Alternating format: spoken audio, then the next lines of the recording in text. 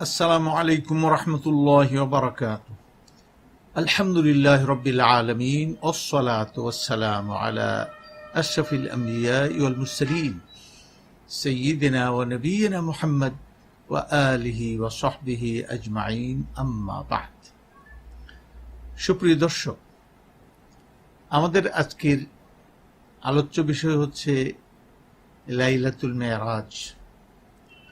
মেরাজ এটি নবী করিম সাল্লাল্লাহু আলাইহি ওয়াসাল্লামের জীবনের অন্যতম একটি মিরাকল, একটি এমন এক ঘটনা যে অতি প্রাকৃতিক, যেটাকে প্রাকৃতিক নিয়ম দিয়ে ব্যাখ্যা করা যায় না, বরং সম্পূর্ণ তার বিপরীত দিক থেকে এটা মেনে নিতে হয়। অর্থাৎ এই ঘটনা এমন এক ঘটনা যিনি ঘটাতে পারেন তিনি হলেন অলমাইটি, সর্বশক্তিমান, অলমাইটি লর্ড আল্লাহ সুবহানাহু ওয়া তাআলা। কারণ ল, নেচার, নিয়ম তার সৃষ্টি, অতএব তিনি নিয়মের দ্বারা পরিচালিত নন, নিয়মকে তিনি নিয়ন্ত্রণ করেন, তিনি আরোপ করেন। অতএব তিনি যখন চান নিয়মকে পরিবর্তন করে দেন, যখন চান তাকে বহাল করে দেন। কারণ তিনি আলা কুল্লি শাইইন কাদির, তিনি সর্বশক্তিমান। ফাআলুল লিমা ইউরিদ, যা চান তিনি তা করতে পারেন। তবে মনে রাখতে হবে তিনি সর্বশক্তিমান হওয়ার সাথে সাথে তিনি কৌশলী মানে কৌশলের বিপরীত, উইজডম যেটাকে আমরা বলি, তার বিপরীত তিনি কোনো কাজ করেন না। তার হিকমত, তার কৌশল যা দাবি করে সেটাই তিনি করেন। অতি ক্ষমতাবান লোকেরা এমন সব কিছু কাজ করে ফেলেন যা স্বেচ্ছাচারিতায় পর্যবসিত হয়, কিন্তু আল্লাহ সুবহানাহু ওয়া তাআলা তিনি অতি ক্ষমতাবান নন, তিনি হলেন পরম ক্ষমতাবান, চূড়ান্ত ক্ষমতাবান, নিরঙ্কুশ ক্ষমতাবান। সুতরাং নিরঙ্কুশ ক্ষমতার সঙ্গে তার নিরঙ্কুশ উইজডম, কৌশলও এর সঙ্গে জড়িত থাকে ওতপ্রোতভাবে। অতএব কৌশলের বিপরীত হিকমত এবং এই বুদ্ধিমত্তা, এর বিপরীত কোনো কাজ আল্লাহ তাআলা তো বুদ্ধিমান নন, আল্লাহ হলেন জ্ঞানী, বুদ্ধিমান আমরা। আল্লাহ নিজকে বুদ্ধিমান বলে কোয়ালিফাই করেন না। তো যাই হোক, আমরা মেরাজ নিয়ে কথা বলছিলাম। এটা নবী করিম সাল্লাল্লাহু আলাইহি ওয়াসাল্লামের জীবনের অন্যতম ঘটনা। এই ঘটনাটি ঘটানোর প্রয়োজন সম্ভবত আজকের প্রেক্ষিত দিয়েই আমরা ভালো করে বুঝতে পারি। সেটি হচ্ছে যে তিনি ইরশাদ করেছেন, ইন কাতআতিন নবুওয়াতু রিসালাতু মিন বা'দি ফালা নবিয়্যা বা'দি ওয়ালা রাসূলা বা'দি, আমার পরে নবুয়ত রিসালাত শেষ, এরপরে কোনো নবীও নেই, রসুলও নেই। তো তিনি যখন শেষ নবী, অর্থাৎ হাত্তা ইয়ারিসাল্লাহুল আরদা ওয়া মান আলাইহা, এই পৃথিবীর চূড়ান্ত প্রলয় পর্যন্ত তার নবুয়তের ফ্রিকোয়েন্সিটা থাকবে, এর মধ্যে কোনো নবীর আগমন আর ঘটবে না। তাহলে তিনি যদি আজকের নবী হন, তাহলে আজকের যে চরম উৎকর্ষিত বিষয় কি?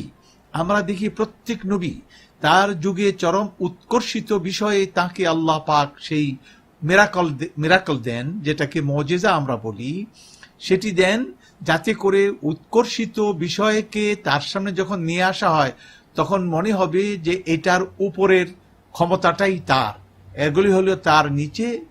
অতএব তার শ্রেষ্ঠত্ব, তার নেতৃত্ব যৌক্তিকভাবে এমনিভাবে প্রমাণিত হয়ে যায়। আজকের নবী যদি তিনি হন, তা আজকে মানুষ কবির ভাষায় ছিল যে থাকবো না কো বদ্ধ করে দেখবো এবার জগৎটাকে। তো তারা জগৎটাকে দেখবে, তারা ভ্রমণ করবে গ্রহ থেকে গ্রহান্তরে। তো এই যদি হয় কবির এটা কল্পনা, কবির কল্পনার সঙ্গে কিন্তু ডানা ছিল না, এটা কল্পনা শুধু। কিন্তু পরবর্তী বিজ্ঞান এসে এই কল্পনার সঙ্গে ডানা লাগিয়ে দিয়েছে। অতএব মানুষ এখন উঠতে শুরু করেছে, এখন মানুষ চাঁদে গিয়েছে, সেখান থেকে এখন মঙ্গলে তার অভিযাত্রা সে শুরু করে দিয়েছে। তাহলে এরই প্রেক্ষিতে নবী করিম সাল্লাল্লাহু আলাইহি ওয়াসাল্লামের নেতৃত্বকে যদি আমরা বিশ্লেষণ করি, তাহলে এটা আমরা বলবো যে আজকে যদি আমরা বলি যে তিনি বর্তমান যুগের নবী, তাহলে গ্রহওয়ালারা যারা গ্রহ থেকে গ্রহান্তরে ভ্রমণ করছেন কিংবা তারা অভিযান শুরু করছেন, তারা না এই কথা বলে বসেন তোমরা এমন এক নবীর নেতৃত্ব মেনে নিতে বলছো যিনি তো সফর করেছিলেন উটের পিঠে, ঘোড়ার পিঠে তিনি সওয়ারি করেছিলেন, গাধার পিঠে ছিলেন। আজকে আমরা স্পুটনিকের পিঠে আছি, আমরা ভয়েজারের পিঠে আছি, আমরা কি বলে মহাশূন্য যানের আমরা ভ্রমণ করছি। তো তোমরা কি আমাদেরকে পেছনের দিকে নিয়ে যাচ্ছ না? আমরা যাবার সামনে। মানুষের জীবন হলো গতিময়, গতি হলো সামনের দিকে, পিছনের দিকে যাওয়া তো দুর্গতি, এটা তো গতি নয়। সুতরাং যদি গতি হয় তো সামনের দিকে যেতে হবে। এখন মুহাম্মদ সাল্লাল্লাহু আলাইহি ওয়াসাল্লামের নেতৃত্ব মেনে নিতে গেলে তো এটা দুর্গতি হয়ে যাবে, কারণ আমরা পিছনের দিকে চলে যাব, যেটা আমরা পিছনে ফেলে এসেছি। কিন্তু না, তিনি যে কোরআন নিয়ে এসেছিলেন এটি পৃথিবীর সর্বশ্রেষ্ঠ মিরাকল। এই কোরআনই আপনি দেখুন তিনি কি বলছেন, তিনি তো বলছেন এটা আল্লাহ পাকের ভার্সন। তিনি ইরশাদ করছেন যে আল খাইলা ওয়াল বিগালা ওয়াল হামিরা লিতারকাবুহা, ঘোড়া, গাধা, খচ্চর এগুলি আমি সৃষ্টি করলাম তোমাদের যানবাহন হিসাবে, কিন্তু সামনের দিকে ওয়ায়াখলুকু মা লা তা'লামুন, এমন যানবাহন তিনি তৈরি করবেন, আল্লাহ পাক বলছেন তিনি তৈরি করবেন যে সম্পর্কে তোমাদের কোনো নলেজ নেই। ও গাধাওয়ালারা, ঘোড়াওয়ালারা, খচ্চরওয়ালারা, সামনের যানবাহন সম্পর্কে তোমাদের কোনো খবর নেই। আচ্ছা বলুন দেখি, ঘোড়া গাধা ওই যুগ পারানোর পরে আর কি প্রাণ সম্পন্ন এমন কোন যানবাহন কি আর নতুন তৈরি হয়েছে? না। ইউরোপে ওরা লোকের অনেক উল্টাপাল্টা, ওরা বেশি বুদ্ধিমান, আবার কিছু উল্টাপাল্টা কাজও করে। তারা অনেক সময় দেখে ষাঁড়ের পিঠে আরোহণ করে, ষাঁড় গুঁতো মরে ফেলে দেয়, কেউ অক্কাও পায়, কেউ। এগুলি হলো উল্টাপাল্টা কথা, এগুলি আবেগ, এগুলি আবেগ, এর পিছনে বিবেক থাকে না। এগুলির কথা বলি লাগে, এগুলি বেশি বুদ্ধিমান, বেশি বোকাও। এরা ঘোড়া থুয়ে এখন ওই ষাঁড়ের পিঠে, এটি একটা মজা, এমনকি জীবন ঝুঁকির মধ্যে তারা ঠেলে দেয়। নাউজুবিল্লাহ মিন যালিক। এগুলি দেখে আবার লোকেরা বাহাবা দেয়, নাউজুবিল্লাহ। এরা হলো কুরুচি সম্পন্ন লোক, তাদের কথা বাদ দিই। চলুন আমরা আমাদের কথাই বলি। নবী করিম সাল্লাল্লাহু আলাইহি ওয়াসাল্লাম তার আনিত কোরআনে বলা হচ্ছে এমন যানবাহন তিনি তৈরি করছেন যে সম্পর্কে তোমাদের নলেজ নেই। এখন বলুন দেখি, এরপরে কি যানবাহন হলো? এই আসলো সাইকেল, তারপরে আসলো আপনার মোটর গাড়ি, আসলো আপনার ট্রেন, তারপরে আসলো প্লেন, এখন মহাশূন্য যান সামনের দিকে। তো ইয়াখলুকু মা লা তা'লামুন, তিনি এমন যানবাহন সৃষ্টি করবেন যা তোমাদের নলেজে নেই। এই কথাটা কিন্তু গতিশীল। ওয়াইয়াখলুকু শব্দটা সবসময় কোরআন বলে যাবে। বর্তমান যুগের লোকদেরকে কোরআন একই কথা বলছে। সামনে আল্লাহ পাক এমন যানবাহনের ব্যবস্থা করতে যাচ্ছেন যে সম্পর্কে তোমাদের নলেজ নেই। এমনি ভাবে একটার পর একটা লাতারকাবুন্না তাবাকান আন তাবাক, স্টেপ বাই স্টেপ তোমরা উপর দিকে উঠতেই থাকবে। সুতরাং কোরআনের বক্তব্যগুলো সামনে আনলে নবী করিম সাল্লাল্লাহু আলাইহি ওয়াসাল্লাম যে কিতাব নিয়ে এসেছেন, যে জ্ঞান নিয়ে এসেছেন, যে নলেজ নিয়ে এসেছেন, সেই নলেজ হলো গতিশীল। মানুষ আর কদ্দুর গতি, তার চাইতে অনেক বেশি গতিতে গিয়ে ওই নলেজ আমাদেরকে নেতৃত্ব দিচ্ছে, পিছন দিক থেকে নয় বরং সামনের দিক থেকে। এবার দেখুন নবী করিম সাল্লাল্লাহু আলাইহি ওয়াসাল্লামকে আল্লাহ কোথায় নিয়ে গেছিলেন? তিনি এই মহাশূন্যে যত কিছু আছে, স্পেস, আমরা যেটাকে বলবো ইউনিভার্স, এটা আমরা বর্তমানে বলা হয় কসমিক ওয়ার্ল্ড। কসমিক ওয়ার্ল্ড, এই কসমিক ওয়ার্ল্ড বলতে যা বোঝায় আমাদের ধারণা, এটাকে বলা হচ্ছে যে এটি এখনো সম্প্রসারিত হচ্ছে। এটি একটি পরমাণু থেকে বিস্ফোরিত হয়ে এটি সম্প্রসারিত হতে হতে বিশাল কসমিক ওয়ার্ল্ডে রূপ নিয়েছে। আবার এগুলি অন্তর্সংকুচিত হবে, আবার ভেতর দিকে সংকুচিত হবে, এটা পরে। এখনো কোরআন কারীম এটা বলছে ওয়াস-সামাআ বানাইনাহা বিআইদিন ওয়া ইন্না লামুসিউন, আসমানকে আমি শক্তি প্রয়োগে আমি সৃষ্টি করেছি, শক্তি দিয়ে সৃষ্টি করেছি। ওয়া ইন্না লামুসিউন, এবং এটাকে আমি প্রশস্ত করে যাচ্ছি। সুতরাং কোরআনিক ধারণা, কোরআনের যে ইলম, নলেজ এবং বিজ্ঞানের যে ধারণা, এটা কাছাকাছি। এটি একটি আরেকটিকে সমর্থন করে, এটার বিপরীত নয়, এটা সাংঘর্ষিক নয়। তো যাই হোক, এই ওয়ার্ল্ড, ওটা কসমিক ওয়ার্ল্ড, নবী করিম সাল্লাল্লাহু আলাইহি ওয়াসাল্লাম পার হয়ে শেষ বর্ডারে গেলেন, এটার নাম সিদরাতুল মুনতাহা। ওখানে তাকে দাঁড় করিয়ে দিলেন আল্লাহ পাক, মানব জাতির শ্রেষ্ঠ সন্তানকে, মানব জাতির এই নেতাকে, সংবাদিত নেতা, এই নেতাকে ওই সৃষ্টির শেষ বর্ডারে দাঁড় করিয়ে দিয়ে মানুষের শ্রেষ্ঠত্বের জয়গান এখানে মানে এটা গাওয়া হলো। শুধু তাই নয়, নবী করিম সাল্লাল্লাহু আলাইহি ওয়াসাল্লামের নেতৃত্বকে বাস্তবে, মানে শুধু যৌক্তিক ভিত্তি নয়, বাস্তবতার ভিত্তিতে এই পৃথিবী, এই তার নেতৃত্বকে প্রতিষ্ঠিত করে বিজ্ঞানের যত যাত্রাই হোক, আর যত এগিয়ে যাক না কেন তার পায়ের তলাই থাকবে, এবং কত তলায় থাকবে তা তারা আলোকবর্ষ দিয়েও তারা পরিমাপ করতে পারবে না। অতএব আজকের যুগের নবীও তিনি শুধু ঘোড়া গাধার যুগের নবী নন, তিনি মেরাজেরও নবী। অতএব কিয়ামত পর্যন্ত মানুষ যতই উন্নতি করুক না কেন, যতই স্পেসে মানুষ ডানা মেলুক না কেন, নবী করিম সাল্লাল্লাহু আলাইহি ওয়াসাল্লামের তার সফরের যে ফ্রিকোয়েন্সি এবং তার যে বর্ডারে তিনি গিয়েছিলেন তার এত নিচে থাকবে। সুতরাং মানুষকে শুধু এইভাবে যদি মানুষ এটা স্টাডি করে তাহলে বলতে হবে যে আপনি আমাদের নেতা, আমরা আপনাদের পিছনে, আর কোরআন সেই কথাই বলে গেল। অতএব আমরা মেরাজকে সেই দৃষ্টিকোণ থেকে ব্যাখ্যা করি। মনে রাখা দরকার, আজ থেকে 1400 বছর আগে নবী করিম সাল্লাল্লাহু আলাইহি ওয়াসাল্লামের নেতৃত্বকে প্রতিষ্ঠা করার জন্য মেরাজের প্রয়োজন ছিল না। মেরাজের প্রয়োজনটা হয়েছে আজকের যুগের জন্য। কিয়ামত পর্যন্ত তিনি থাকবেন না, কিন্তু তার নবুয়ত্ব থাকবে, তার নেতৃত্ব থাকবে, তার আদর্শ থাকবে, কালজয়ী আদর্শ থাকবে। সেই আদর্শকে যাতে চ্যালেঞ্জ কেউ না করতে পারে, সেটি আল্লাহ পাক কার্যত এটাকে সুপ্রতিষ্ঠিত করে দিলেন যে তোমরা ও মানব জাতি, ও বিজ্ঞানীরা, তোমরা যতই ডানে বামে উপরে এদিকে সেদিকে তোমরা উড়াল দাও না কেন, তোমরা যতই তোমাদের প্রশস্ততা থাকুক না কেন, তোমরা কিন্তু নবী মুহাম্মদ আলাইহি আফদালুস সালাত ওয়া আজকাত তাসলিম তার পায়ের তলাতেই আছো। এটাই হলো মেরাজের, আমি মনে করি, আজকের প্রেক্ষিতে মূল শিক্ষা, মূল মেসেজ। অতএব আজকের মানব জাতিকে যদি মুক্তি পেতে হয়, ওই যুগে যেভাবে মুক্তি পেয়েছিল তার নেতৃত্ব মেনে নিয়ে আজকের মানব জাতিকে মুক্তি পেতে হলে তারই নেতৃত্ব মানতে হবে। আর এই কথাটি শুধু আমরা মোল্লা মৌলবীরা বলছি না, কোরআনওয়ালারা বলছে না, বরং অস্ট্রেলিয়াতে এক বিরাট সম্মেলন ছিল, কনফারেন্স। সেখানে 20 শতাব্দীর অন্যতম শ্রেষ্ঠ বুদ্ধিজীবী জর্জ বার্নার্ড শ তিনি সেখানে প্রধান অতিথি ছিলেন। তিনি বক্তৃতা করতে গিয়ে এক পর্যায়ে বলে ফেললেন, আজকের শততা বিভক্ত, ঝঞ্ঝা বিক্ষুব্ধ এই পৃথিবী আবার পুনরায় শান্তি ফিরে পেতে পারে এক শর্তে, সেটি হলো যে মুহাম্মদ সাল্লাল্লাহু আলাইহি ওয়াসাল্লামের মতো এক ব্যক্তির একক নেতৃত্ব যদি মানব জাতি মেনে নেয়, তাহলে বহু আকাঙ্ক্ষিত শান্তি পুনরায় আবার মানুষ ফিরে পাবে। এই বক্তৃতা শেষে যখন তিনি চলে আসলেন সিঙ্গাপুরে, সমুদ্র পার হয়ে সিঙ্গাপুরে আসলে তিনি বিরতি নিলেন। সাংবাদিকরা তাকে ঘেরাও করলো এয়ারপোর্টে, বলল, স্যার, এই যদি হয় ইসলামের প্রশংসা, আর আপনি যেভাবে গদগদ, তাহলে আপনি কেন ইসলাম গ্রহণ করছেন না? তার জবাবটি এখানে প্রণিধানযোগ্য।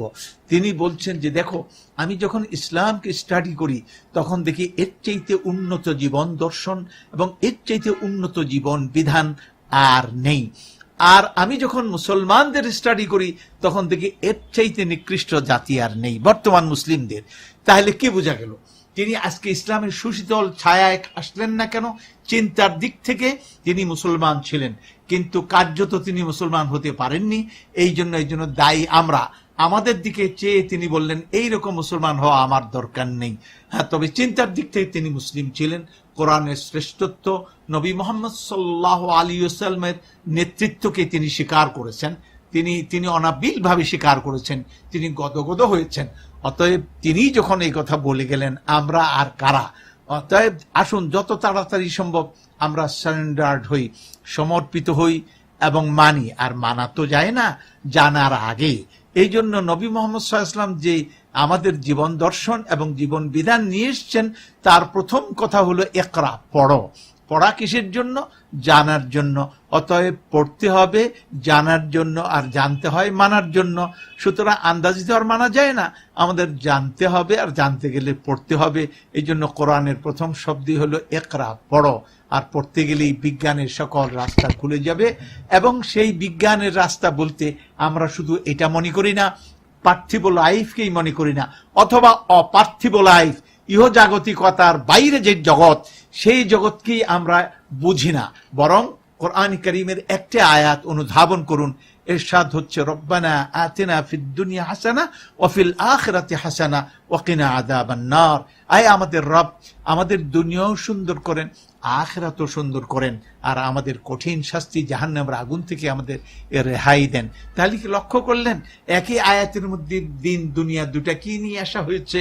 অতএব কেমন করে নয়, আল্লাহরই তো সৃষ্টি, স্পিরিট এবং এই বডি, বডি আর স্পিরিটের সমন্বয় তো আমরা মানুষ। যদি স্পিরিট বডি থেকে আলাদা হয়ে যায় তাহলে হাত পা কান নাক চোখ তো কাজ করে না। আবার এইটাও বডি যদি স্পিরিট থেকে আলাদা হয় তো স্পিরিটও এখানে কোনো কাজ করে না। দুটার সমন্বয় তো লাইফ, জীবন। অতএব যেমন আখেরাত হলো স্পিরিচুয়াল ওই লাইফটা, আর এইটা ম্যাটেরিয়ালিস্টিক লাইফ, দুটাকে আমরা একত্রিত করে নেই, তাহলে আখেরাতের আলোকে দুনিয়াকে চালাই, দুনিয়া সুন্দর হবে। মনে রাখুন, আমাদের গাড়ি যখন চলে, ড্রাইভার যখন গাড়ি চালায় তার নজর কিন্তু গাড়ির চাকার দিকে চায় না। চাকা ঘুরলেই তো গাড়ি চলে, কিন্তু তার নজর কখনো চাকার দিকে থাকে না, তার নজর থাকে অনেক দূরে। গাড়ি যত স্পিডে চলবে তার নজর তত দূরে থাকতে হবে, তাহলে গাড়িটা ভালো চলবে। যদি চাকার দিকে নজর দিয়ে গাড়ি চালানো হয়, গাড়িতে উল্টেই পড়বে। সুতরাং দুনিয়া যদি সুন্দর চালাতে হয় তাহলে বন্ধুগণ এটা অস্বীকার করার কোনো পথ নেই। আখিরাতে নজর রাখতে হবে, আমি কি করে জান্নাত পাবো। সেই জান্নাতকে যদি টার্গেট করি, দুনিয়াটা জান্নাতের টানে দুনিয়া সোজা হয়ে যাবে, দুনিয়া ভালো হয়ে যাবে। তখন মিথ্যা বলবো না, প্রবঞ্চনা করব না, প্রতারণা করব না, আমরা বিষ মিশাবো না, আমরা কলা তরকারিতে এইসব ফরমালিন মিশাবো না, মাছে মিশাবো না, রাজনীতিতে 2 নম্বর কথা বলবো না, আমরা 7 খুন করব না, আমরা কত কিছুই তো আমরা করব না। আমরা তখন সোজা হয়ে যাব, আমরা ভালো মানুষ হয়ে যাব। মূলত আমরা মনে করি মহানবী সাল্লাল্লাহু আলাইহি ওয়াসাল্লামের নেতৃত্বের মূল কথাই এটা। আজকে তো অল্প সময়ের সব কথা বলা যায় না, আর আজকে সব কথা বললে আরেকবার আবার কি বলবো। ইনশাআল্লাহ তাহলে এখানেই শেষ করি, আবার নতুন সাক্ষাতে আবার নতুন কথা। আল্লাহ পাকের তৌফিকে। ওয়া সাল্লাল্লাহু আলা সাইয়্যিদিনা নবিয়িনা মুহাম্মদ ওয়া আলিহি ওয়া সাহবিহি আজমাইন। আসসালামু আলাইকুম ওয়া রাহমাতুল্লাহি ওয়া বারাকাতুহু। আচ্ছা, আপনি কি ইবাদতটা বলবেন 1-2 মিনিটে? আরটা কি স্পেশাল ইবাদত যে শবে মেরাজ আমাদের একটা সেলিব্রেশন হিসেবে পালন হয়, উৎসব হিসেবে, তারপর ইবাদত, স্পেশাল কোন ইবাদত। আচ্ছা আচ্ছা আচ্ছা, ঠিক আছে, 2 মিনিট 2 মিনিট। ওটা আসলে সাতাশে রজব কি প্রমাণিত যে এই দিনই মিলাদ? আচ্ছা ঠিক আছে, বুঝছি। হ্যাঁ, এটা মনে রাখা দরকার যে আমরা 27শে রাতকে, রজবের 27শে রাতকে আমরা, অর্থাৎ 26 দিবাগত রাতে আমরা লাইলাতুল মেরাজ আমরা পরিপালন করি। মনে রাখা দরকার এর জন্য কোনো চূড়ান্ত প্রমাণ আমাদের কাছে নেই যে এই দিনই এটা সংগঠিত হয়েছে, এমন কোনো প্রমাণ নেই। তবে অধিকাংশ লোকদের মত হিসাবেই আমরা গ্রহণ করি। এটাও মনে রাখতে হবে এই ঘটনার সঙ্গে জড়িয়ে কোনো ইবাদত তো নাই যে এই দিনে রোজা রাখতে হবে আবার ইবাদত বন্দি করতে হবে, এর কোনো প্রমাণ নেই।